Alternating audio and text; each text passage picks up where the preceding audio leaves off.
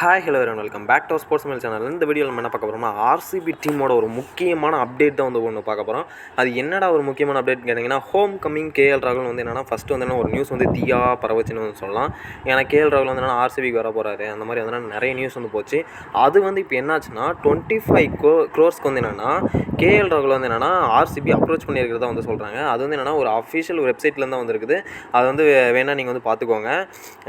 கண்டிப்பாக என்னென்னா 25 crores மேலே போகிறாருன்னா அதுக்கு ஒரே காரணம் என்னென்னா விக்கெட் கீப்பர் ஆப்ஷன்ஸ் ஒன்று, ஓப்பனிங் ஆப்ஷன் ஒன்று, கீப்பர் ஆப்ஷன் ஒன்று, கேப்டன் ஆப்ஷன் ஒன்று, இந்த மாதிரி நிறைய ஆப்ஷன்ஸ் இருக்குது. நல்ல ஃபீல்டர் வேறு, எந்த பொசிஷனில் வேணாலும் நின்று விளையாடுவார். அந்த மாதிரி நிறைய ஆப்ஷன்ஸ் இருக்கிறதுனால அந்த ஆப்ஷன்ஸ்லாம் ஆர்சிபிக்கு ஒரு பிளேயர் தேவை. ஒரு விக்கெட் கீப்பர் தேவை, ஒரு ஓப்பனர் தேவை, ஒரு கேப்டன் தேவை.